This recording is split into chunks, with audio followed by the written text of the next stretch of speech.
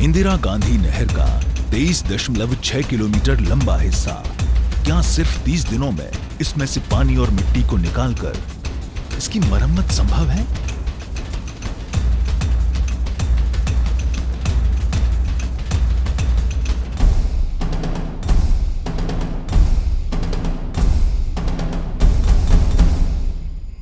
सौ 50 किलोमीटर लंबी एशिया की अनूठी मानव निर्मित जल संरचना इंदिरा गांधी नहर।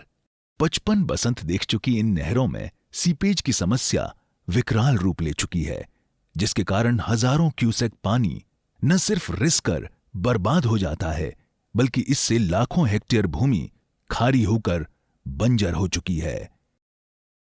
पहले हम लोग दूसरों को काम देता, ये दिहाड़ी मजदूरी लाऊं था मैं आप खुद भी, बाद में फिर मैं आप दिहाड़ी मजदूरी दूसरे काश्त जमीन भाई दूसरे काश्त दूसरे खेत में कर लागे मैं आप, मतलब हमारी खेती पूरी पूरी बर्बाद होगी। मेरे बाप की 3 मरबा जमीन 75 बीघा जमीन ही पूरी पूरी खत्म हो गई, पूरी में पानी भरी गई उस सारे।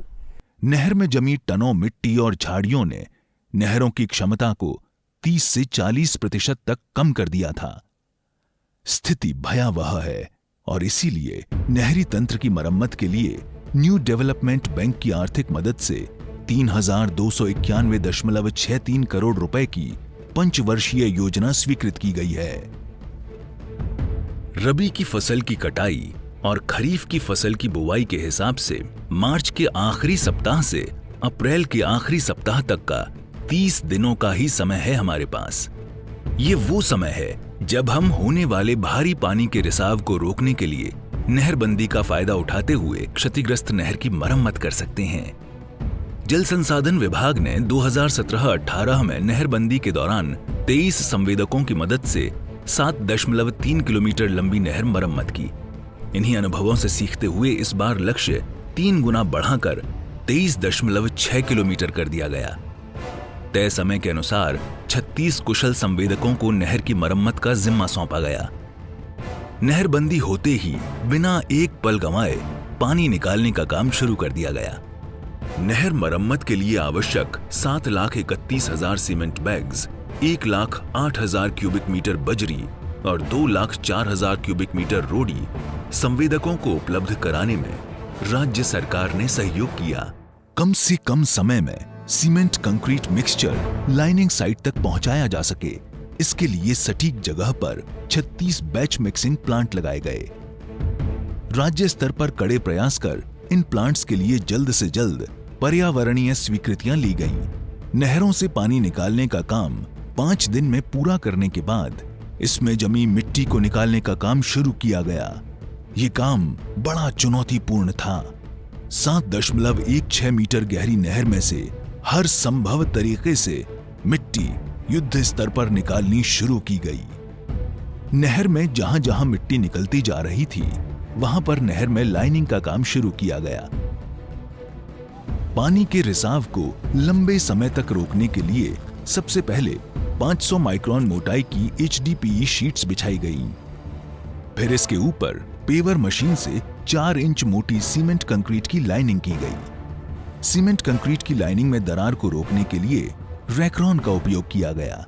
इसमें जो मशीन्स इस्तेमाल की जा रही हैं वो हम स्पेशल पेवर मशीन्स इस्तेमाल कर रहे हैं, जिससे एक कंटिन्यूस लाइनिंग और एक अच्छी कंपैक्शन के साथ में स्मूथ सरफेस हमें उपलब्ध कराती है। उस मशीन्स का उपयोग किया जा रहा है। नहर के बेड की चौड़ाई लगभग 41 मीटर है। ऐसे में लाइनिंग का काम 2-3 भाग में बांट कर किया गया। बैचिंग प्लांट से लाइनिंग साइट तक लगातार सीमेंट कंक्रीट पहुंचाने के लिए 160 ट्रांजिट मिक्सर काम में लिए गए। जहां नहर का बेड मजबूत था, वहां तो भारी भरकम मिक्सर नीचे जा सकते थे, लेकिन जहां पर इनके धंसने की संभावना थी, वहां पर ऊपर से सीमेंट कंक्रीट लाइनिंग साइट तक पहुंचाया गया। कम समय और काम की अधिकता के बावजूद गुणवत्ता से कोई समझौता नहीं किया गया। गुणवत्ता के लिए इंजीनियरों की एक बहुत बड़ी टीम, जिसमें क्वालिटी कंट्रोल की विंग अलग से कार्य कर रही है, प्लस जो एग्जीक्यूशन विंग है वो अपना क्वालिटी मेंटेन करने के लिए नियमित रूप से इनके सैंपल लेती है और सैंपल का टेस्ट साइट पे भी होता है और लैब में भी होता है। चुनौतीपूर्ण लक्ष्य को समय रहते पूरा करने के लिए जल संसाधन विभाग ने दिन रात एक कर दिए। बैच मिक्सिंग प्लांट रोजाना 15 से 16 घंटे तक लगातार चलाए गए। 1600 से ज्यादा श्रमिकों, सुपरवाइजरों और इंजीनियरों की टीम ने नहर मरम्मत के काम को बिना रुके किया। सभी श्रमिकों को तकनीकी और मनोवैज्ञानिक स्तर पर मजबूत बनाने के लिए विशेष स्वास्थ्य प्रशिक्षण शिविरों का आयोजन किया गया। फसल कटाई के दौरान इतनी बड़ी संख्या में दक्ष श्रमिकों की व्यवस्था करना भी आसान नहीं था। श्रमिकों के लिए सभी जरूरी सुविधाएं जुटाई गईं। नहर मरम्मत में एक एक पल कीमती है। ऐसे में राज्य स्तर से हर कदम पर परियोजना की मॉनिटरिंग की गई, साइट के नियमित दौरे किए गए और आ रही समस्याओं का अविलंब समाधान निकाला गया। इनके जो 2-3 मेन मुद्दे थे, जैसे सीमेंट की सप्लाई का मुद्दा था, इसी तरह से एनडीबी की कुछ गाइडलाइंस हैं, उनको लेके इनको और सजग करना था। वो भी इनके साथ वार्तालाप की गई।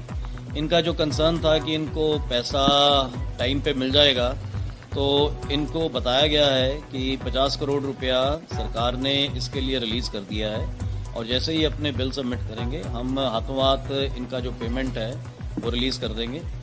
सूझबूझ भरी रणनीति, कड़ी मेहनत और तुरंत निर्णय लेने का नतीजा है कि असंभव सा लक्ष्य समय सीमा में पूरा होता नजर आने लगा। 23.6 किलोमीटर में लाइनिंग के काम के बाद हिमालय की निर्मल धारा नए उत्साह से बहती लग रही है। और वो बहे भी क्यों नहीं।